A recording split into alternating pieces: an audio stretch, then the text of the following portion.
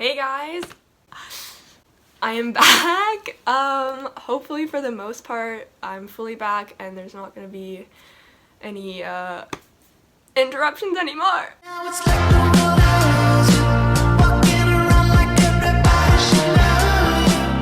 So this year I kind of let my channel die because I am in first year engineering. Like, I just did like my first year in engineering, which was really hard. So I did let my channel die after, in December, if you guys caught a few of those videos that I did, I started steering my channel in the direction that I am certain that I want to go in now. I want to talk about sustainability in the environment, which is great. Now I finally know what I want to do with this. So yeah, I'm in environmental engineering at Carleton University, and it was an interesting year. It was difficult academic wise, and also like there was a bunch of other things that went into making engineering more difficult. So I thought I would make a video about me sharing my experience and what it was like to be in engineering and stuff like that in Canada, province of Ontario type of program, because every program at every university might be a little different.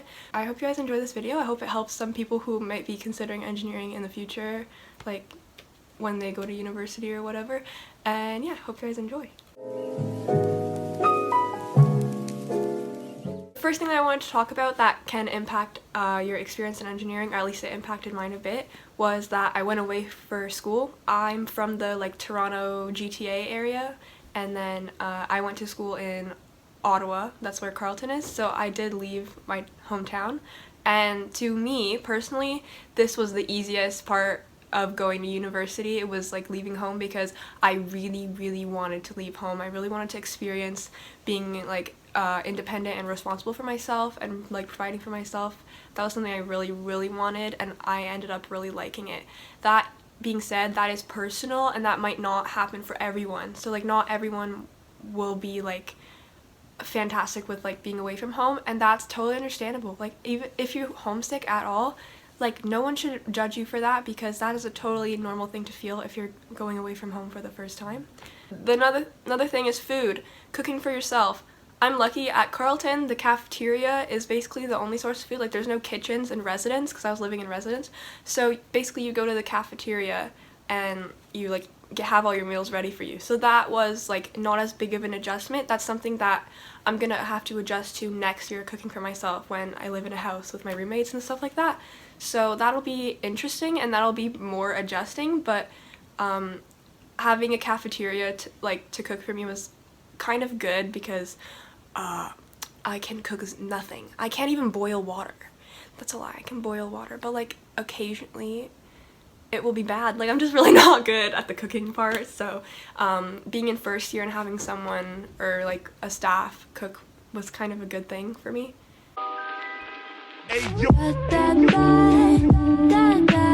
So the next thing I want to talk about that I feel really impacted my experience actually was frosh week. Frosh was so much fun. It was really intense week and hardcore, and I did not sleep that much, but it was so much fun, and I think it really set the tone for my year and how I felt about being at school, to be honest. Like, it was so much fun, so exciting. The vibes were just there. It was just really good, and I met all my friends at frosh. Like, all the people that I am very close to and that I talk to a lot, I met at frosh, or I met through people I met at frosh, which was so much fun. I loved frosh so much that I actually applied to be a facil for the next frosh that's coming up. So that, like, the next frosh, I'm going to be a facilitator, which is kind of like a camp counselor, but that's only if frosh happens, because coronavirus, yeah. But I really hope it happens, because it was really amazing, and I would feel so sad if first years didn't get the chance to like do eng frosh. And if you're going to an engineering school and they have a frosh that's specifically dedicated to engine design kids, I 100% recommend going, because it is so much fun and you meet everyone. Like, literally, if you're in a faculty, like at eng frosh, you meet people even if they're not in engineering, because there's the design kids, the ID kids, the architectural kids, and engineers, and like it's just so much fun.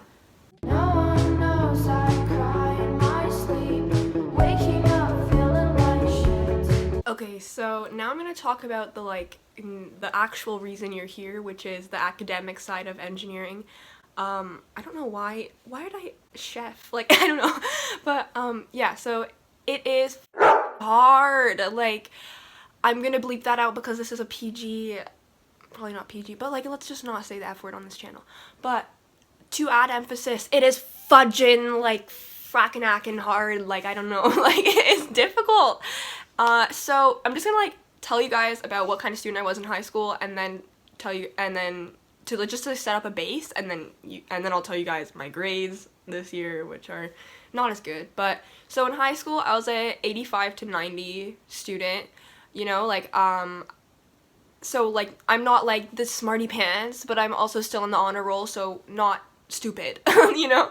And then I was actually involved in a lot of extracurriculars at school. I was on student council for almost all of high school. I was the minister of the environment on the council or whatever, and then I was the president of the eco club at school, so I was pretty involved. I was also on the school volleyball team from like freshman year to senior year, so I was pretty involved in my school.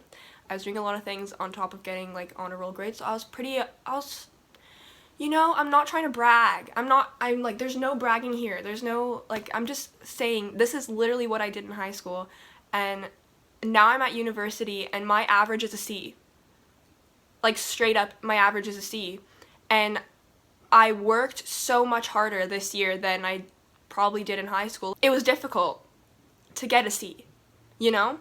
And at Carleton, we have these things called the E-Core, like, types of courses, which are like fundamentals of engineering, and you need to pass all these courses you need to pass them with a 60. And the amount of extra work that it takes to go from a D, like a 50, to a 60 is unreal. Like, getting a B is like, hello, I exploded. Like, okay, so here's a clip of me getting my grades for this previous semester. I got an A-, and it's the first time I got anything over a C at all. So I'm just gonna let you watch that. I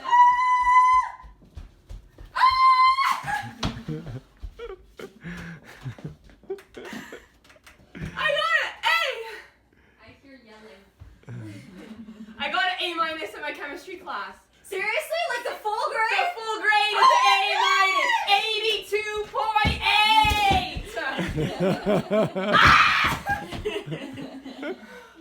My average is going up! I got a 66 last semester. I know, I got 80. She's probably like, I don't know what happened. Anyways, you can see how absolutely happy I was. I was ecstatic. That was my chemistry class, which is like really important in my program because I'm in environmental. It's hard. It's really hard. I knew it was gonna be hard because I'm not like the smartest human. Like, I'm actually fairly stupid. But I knew it was gonna be a lot of work, but then I got there and I was like, oh shit, this is a lot of work. Like, it was more than I thought, but it was like work. I knew it was gonna be work, but it was even more than I thought. And you know, they say that, like, you know, freshman 15 is you put on 15 pounds, which I did, and then you drop 15% in your grades. I dropped like 20% in my grades. So that like kind of sucks. But I'm really gonna try to get back up there next year to a B average. That's my goal, a B average. I just need to let you guys know that engineering is hard, and it is not, and like they're telling the truth when they tell you like this is difficult. Concentrate, study, spend hours on the material. Like, this is not a lie. This is the facts, like the hard facts. You need to spend hours doing your work. That's all. That's all. So the last thing I'm going to talk about is the social aspect of engineering, which is also very important. It's almost as important as the grades, I think, you know? So basically, in engineering, I feel like most people have heard this term, engineering is a cult, and that is entirely true. Nobody is lying to you right there. It is a cult. It's like, if you go to, like, engineering in specific schools, like, Carleton Engineering is a cult, McGill is like a cult, like McMaster is like a cult, and then collectively when we gather it is a bigger cult. Like, so I got really excited there, and that is the cult energy I'm talking about. It's just because, like, for the most part, engineers and design kids don't really have the time to interact with too many other people, and we are for the most part socially awkward nerds who don't know how to communicate very well. Yes. So that's kind of the reason why they want you to participate in society, because it's really important to develop, like, social abilities, I suppose. Like, to talk to other people and stuff like that, because that comes into play when you're actually working as an engineer. Apparently it does. Like, it's not enough to know how to do the truss of a bridge. Like, you have to be able to talk to people. I didn't know that. I'm just kidding, I did. I don't. It's important to get like into engineering society because these are like your contacts, you know? Like, it's all about networking. The people that you know now can get you jobs later. Literally, the upper years are like these gold mines that we need to tap for notes and study guides. And they're just, it's very important to know them. And literally, these could be your future coworkers. Like, the people who are older than you, the people who are the same age as you could be your future coworkers. The upper years could even be your future bosses. So it is the time to suck up now, because then they will like you and then you can get a job. So it's just really useful as like a form of networking. But the problem is that there's so many events. And so basically my strategy was to try to go to as many of the keggers as possible, because I didn't have like time to be in a society in the first year. It was very difficult for me to join a society, because I was like, I am struggling, I need a C to pass, and I'm not getting C currently. So I really tried to go to like the parties just to be known and stuff like that, which is an okay strategy. But basically in engineering, at least in Ontario as far as I know, we get these things called flight suits, and at Carleton it's based off participation in extracurriculars that you get a flight suit. I'm not going to get one this year because my participation was down here, which is very sad because I used to be very involved. But I plan on getting a flight suit soon. Like, I'm going to try to be more involved to get one. But yeah, so chill in first year, and then once you're in second year you can like explore the world of society, you know? So I think it's very important to join these societies just because of like connections and stuff. Away, ain't nothing left but some bombs and decay. Okay, so that concludes my little first year rant, I guess. So I hope you guys enjoyed this video, and I hope that prospective engineers like in high school found this helpful at all. Like, that'd be nice. And I also hope that that you might want to subscribe to my channel, because that would be really great as well. I would really appreciate a I'd really appreciate subscribers is what I'm trying to say. And thank you for coming to this video. Hope you guys enjoyed. Goodbye!